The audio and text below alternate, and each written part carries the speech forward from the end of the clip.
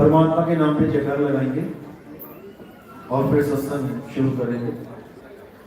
बोलिए परमपिता परमात्मा की, सदगुरुवंती छोड़ कबीर साहिब की, सभी संतों की, सभी भक्तों की, आज के आनंद की, सत्संग कराने वालों की, इनके माता पिता की, इनके बाल गोपाल की, सकल हंस को बंदगी साहेब बंदगी सतनाम। तो आज परमात्मा की अपार कृपा से लुधियाना शहर में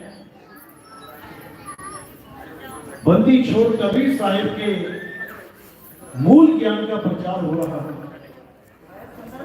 बहुत बड़े भाग होते हैं उन जीवों के जो इस मूल ज्ञान को सुन पाते हैं, और उससे भी ज्यादा बड़े भाग होते हैं उन जीवों के जो इस ज्ञान को समझ पाते हैं। क्योंकि सुनते तो बहुत हैं लेकिन इसको समझ नहीं पाते। इसीलिए साहिब ने बोला कि लाखन में कोई समझ न पाई है और कोटि मध्य जानेंगे, कहे कबीर सुनो भाई साधो, हमें बिरले हंस पहचानेंगे। कि 1 लाख आदमियों के आगे अगर ये सत्संग कर दिया जाए तो सुन तो 1 लाख लेंगे लेकिन बात को समझ नहीं पाएंगे। और 1 करोड़ के आगे अगर ये सत्संग रखा जाए तो उसमें से बिरले हंस 10, 20, 25, 50 इससे ज्यादा समझने वाले नहीं है। क्योंकि ये मूल ज्ञान है। आपने आज तक जितना भी ज्ञान किसी भी माध्यम से सुना, चाहे टीवी से, चाहे सत्संगों में जाके, चाहे मंदिर मस्जिद गुरुद्वारे चर्च में कहीं भी जाके जो आपने ज्ञान सुना वो पवित्र ज्ञान है। पवित्र ज्ञान यानी एक आदमी को पवित्र रास्ते पे चलने का काम, कि दुनियादारी में जितने भी अवगुण हैं उसको छोड़ के एक पवित्र आत्मा बनना है। तो पवित्र ज्ञान में जितने भी ज्ञान आते हैं वो सब शामिल हो जाते हैं। लेकिन जो मूल ज्ञान है वो ज्ञान क्या है? वो केवल और केवल सदगुरु कबीर साहब इस सारे संसार में देने आते हैं। उनके अलावा और कोई नहीं है जो इस मूल ज्ञान को दे दे। सब संतों को जो मूल ज्ञान दिया वो कबीर साहब ने ही दिया। इसीलिए सारे संत कबीर साहब की महिमा गाते नहीं थकते।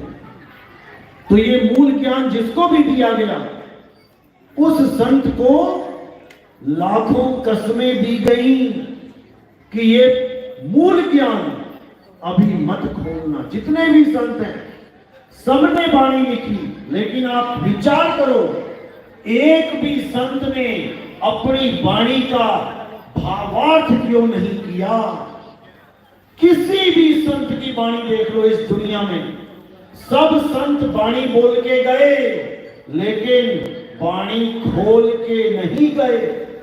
आज जो भी उठता है संतों की वाणी को पढ़ता है, अपनी मन मत से उसका भावार्थ करके दुनिया को बहका देता है। अज्ञानी जीव उस भेद को नहीं जानता। जो पढ़ा हुआ देखता है, लिखा हुआ देखता है, उसी को सत्य मान के चल पड़ता है। तो इसीलिए कबीर साहब ने धर्मदास जी को भी बोला कि धर्मदास मेरी लाख दुहाई और ये मूल ज्ञान बाहर ना जाए। जो ज्ञान मैं तुम्हें बता रहा हूं ये ज्ञान बाहर नहीं जाना चाहिए। पवित्र ज्ञान तुम जग में भागो और मूल ज्ञान गुप्त कर रखो। पवित्र ज्ञान यानी जितना भी पूजा पाठ का ज्ञान है, जितने भी मंत्र तंत्र जंत्र का ज्ञान है, ये सब तो तुम बताते चले जाओ। लेकिन जो असली ज्ञान है जिसके द्वारा इस जीव की मुक्ति होगी वो किसी से मत बोलना। क्यों मत बोलना? अगर नहीं बोलेंगे संत तो कल्याण कैसे होगा? उसके लिए क्या बोला? पवित्र ज्ञान तुम जग में भाखो, मूल ज्ञान गुप्त कर राखो। मूल ज्ञान बाहर जो पढ़ी, पिछली पीढ़ी हंस न करेगी। जो भक्ति कर रहे हैं और जिनके पास सत्य नहीं है उनको मुक्ति नहीं मिलने वाली। क्यों? क्योंकि वो मंजिल तक नहीं पहुंच रहे हैं, वो केवल सफर पे चल रहे हैं। आप कोई भी भक्ति कर रहे हो, आप कोई देवी देवता पूज रहे हो, आप कोई मंत्रों का जाप कर रहे हो, किसी ने कोई गुरु बना रखा है, उससे कोई दीक्षा ले रखी है, क्या आपको पता है कि जो मैंने लिया है, जो मैं कर रहा हूं वो सही है या गलत? सब अपने आप को ठीक मान के बैठे कि जो कुछ भी मैं कर रहा हूं वो सही है। कैसे पता लगे कि जो मैं कर रहा हूं वो सही है भी या नहीं? कैसे पता लगेगा? आप पेट्रोल डलाने जाते हो, भले आपके सगे चाचा जी, सगे मामा जी, भले कोई भी खड़ा हो, उसने अगर बिना मीटर दिखाए, बिना जियो दिखाए तेल डाल दिया तो तुम्हें कैसे पता लगेगा कि पूरा डाला कि नहीं? भले वो अपना रिश्तेदार क्यों ना हो, वो ना आपको यकीन दिला पाएगा और ना आप उस पर यकीन कर पाओगे अगर पेट्रोल पंप पे मीटर लगा ही ना हो। तो दोनों के झगड़ों को शांत करने के लिए वहां पर एक मीटर लगाया गया है कि ना तू गलत, ना मैं गलत, ना तू सही, ना मैं सही, ये मीटर सही। इसके जब आप पेट्रोल डलाते हो तो स्पेशल वो बंदे को ट्रेन किया गया है कि पहले तुमसे बोले बाबूजी मीटर चेक कर लो, कहता है कि नहीं? अगर वो ना कहे और पेट्रोल डाल दे तब तुम क्या करते हो? भाई जीरो क्यों नहीं दिखाई तुम्हें? बोलते हो कि नहीं? क्योंकि हमें पता लग जाता है कि हम ठगे जा सकते हैं। लेकिन जब धर्म की बात आती है, जब मुक्ति की बात आती है तो कोई मीटर नहीं है। क्या मीटर है? किसके पास मीटर है? कैसे पता लगे कि राम राम जप के राम वाले पार हो गए या वाहेगुरु वाहेगुरु जप के वाहेगुरु वाले पार हो गए या अल्लाह अल्लाह जप के अल्लाह वाले पार हो गए? मीटर कहाँ है? मीटर कहाँ है? मीटर है कहाँ है? कहाँ है? किसी को नहीं पता। वाणी ही मीटर है। जो संतों ने वाणी बोली है वही मीटर है। उसी के आधार पे आपने अपनी भक्ति करनी है, अपने जीवन को चलाना है।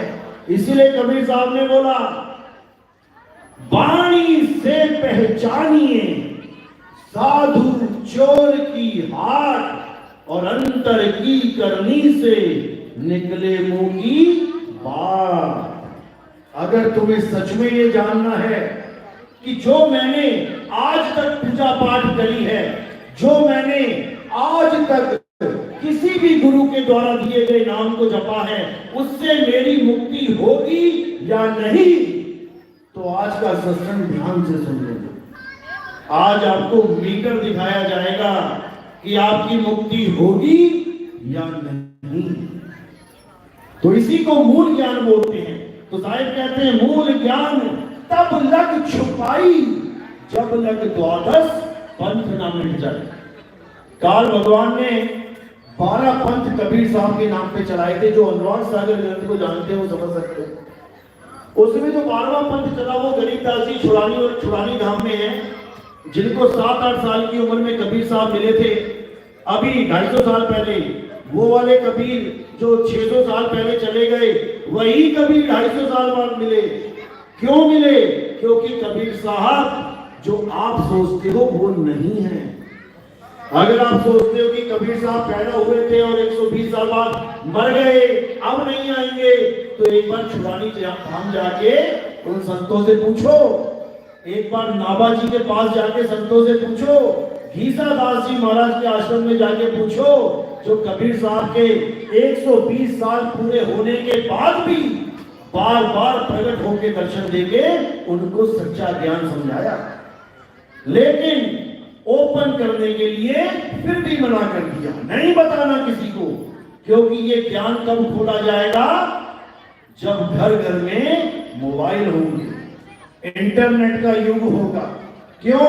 क्योंकि तब एक बटन दबाया जाएगा और वो एक बटन लाखों लोगों तक उस संदेश को पहुंचा देगा। नहीं तो बाबा नानक कन्याकुमारी से लेके अरब देश तक, वाया रूस, कहां कहां पैदल जाते थे। क्यों जाते थे? केवल एक संदेश देने परमात्मा का। क्यों? क्या बाबा नानक से पहले कोई अल्लाह को नहीं जानता था? क्या बाबा नानक से पहले कोई राम को नहीं जानता था? क्या बाबा नानक से पहले कोई किसी धर्म में था ही नहीं? क्या कोई नाम ही नहीं जपता था? सब जपते थे, लेकिन बाबा नानक नाम जपवाने नहीं जाते थे, बाबा नानक नाम छुड़वाने जाते थे। छुड़वाने। जो लोग राम राम राम राम राम जपते थे, उनको नानक साहब क्या कहते थे?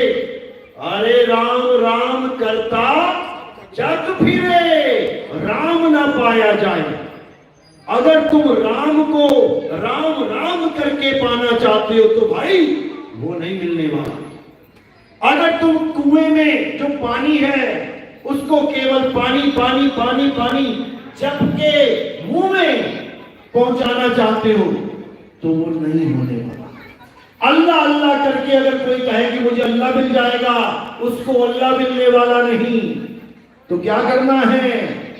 सोई गुरु पूरा कहावे, दो अक्षर का भेद बतावे, एक छुड़ावे। जो बाबा नानक और कबीर साहब करते आए हैं, वो क्यों उनका इतना विरोध किया गया? ब्राह्मण भी राम राम करते थे और कबीर साहब भी कहते थे अरे राम नाम की लूट है, लूट सके तो लूट। फिर दोनों राम के भगत हो गए। फिर ब्राह्मण और कबीर साहब में फर्क क्या रहा? जब तक ये फर्क तुम्हारे समझ में नहीं आया, तुम यही समझते रहोगे कि कबीर साहब भी राम जी के पुजारी हैं। मीराबाई हाथ में कृष्ण जी की मूर्ति लेके घूमती थी। आज तुम लोग जोड़ देते हो रविदास जी के साथ, और रविदास जी के कट्टर वैरी कौन है? वही ब्राह्मणवाद। तो कृष्ण जी के पुजारी कौन है? वही ब्राह्मणवाद। तो मीरा किसके साथ कनेक्ट हुई? वही ब्राह्मणवाद के साथ। फिर भैया का आएगी दुश्मनी। जब वही कृष्ण, वही मुरारी, वही कृष्ण, वही कबीर सब एक ही बात कर रहे, तो बैर कहां से हुआ? बैर हुआ। क्यों हुआ? क्योंकि जितने ब्राह्मणवादी थे ये राम राम जपवाते थे, और कबीर साहब, नानक साहब, रविदास जी राम राम छुड़वाते थे। जब तक ये नहीं समझ में आया, जब तक बात नहीं बनी। कैसे छुड़वाते थे? क्योंकि जो ये राम राम राम तुम कर रहे हो, ये है क्या? ये आया कहां से? जब तक तुम्हें यही नहीं समझ में आया, तब तक तुम भी राम राम ही करते रहो। ये राम कहां से आया? रा म। ये दो अक्षर हैं जिसमें आग का डंडा लगा है। जब आदमी इस दुनिया में पहली बार आया आदि मानव के रूप में, तब उसके पास कौन से अक्षर थे? जब आदमी पहली बार यहां आया और जानवरों की तरह पक्षियों को, जानवरों को मार के खाता था, कंदमूल खाता था, पेड़ पौधों में से फल खाता था, कपड़े भी नहीं पहनता था, 5 तत्व में आ तो गया था, लेकिन 5वें तत्व का बोध ही नहीं था। तब ये राम कहां था? 5 तत्व बताए ना, आसमान, हवा, अग्नि, पानी, धरती, आदि मानव 4 तत्वों को जानता था, 5वें को नहीं जानता था। कौन सा तत्व है वो? दिमाग लगाओ। किसको नहीं जानता था वो? सोचो। वो नहीं जान, आकाश को जानता था, आकाश के नीचे रहता, ऊपर देख लिया आकाश ही आकाश है। हवा को सूंघता था, हवा से सांस लेता था, जानता था। धरती पे रहता था, पानी को पीता था, 4 तत्वों को जानता था। 5वां तत्व कौन सा है जिसे नहीं जानता था? अग्नि। आग को नहीं जानता था। कैसे जाना आग को? जब वो शिकार करता था जानवरों का और दिन में पत्थर मारता था, तो वो पत्थर जानवर पे ना लग के अगर किसी दूसरे पत्थर से टकरा जाते थे तो दिन में चिंगारी होती तो थी, लेकिन दिखाई नहीं देती थी। लेकिन रात में जब उसने पत्थर मारा और जब पत्थर से पत्थर टकराया तो उसे कुछ दिखाई दिया, उसको चिंगारी दिखाई दी। अब शिकार को तो जाने दिया, भैया तू जा। अब पत्थर से पत्थर टकराने लगा, और जब बार बार पत्थर से पत्थर टकराया तो क्या प्रकट हुआ? अग्नि, इसीलिए अग्नि तत्व को एक खोज कहते हैं।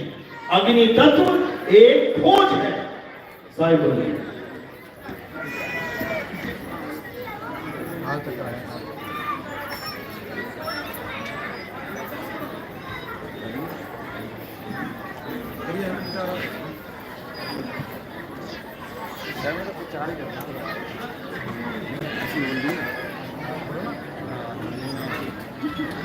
साहिब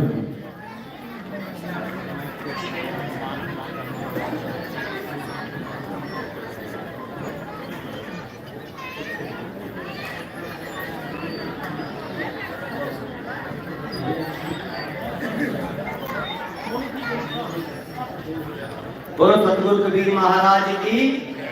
मैं इतने आते अशोक प्रेसर कपी MLA साहब जिन्होंने अपना कीमती वक्त करके बाबा जी के दरबार में अपनी हाजिरी लवाई।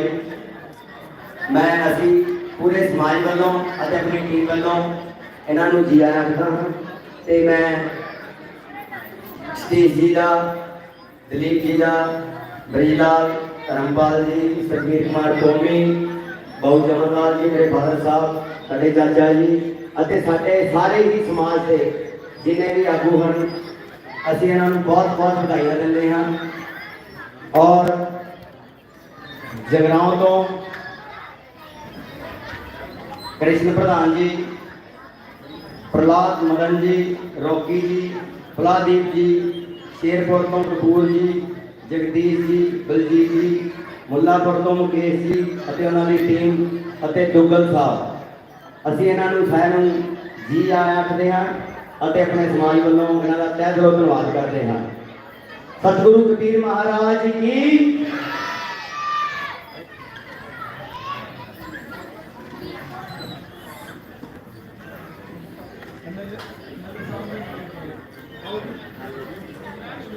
मेरे बड़े ही सत्कारयोग MLA साहब, मेरे बड़े वीर श्री प्रेसर साहब को जी आया नूं, और साडे श्री विजय राम जी, जसपाल चौधरी जी आज के दिन पहुंचने से बहुत बहुत मुबारक। ते मैं सारी टीम को स्टेज की जिन्नी अपनी टीम है सारे लैके ते जो कि लुधियाने शहर की परसनैलिटियां ने उन्होंने सम्मानित करिए। सारी टीम को बेनती है भी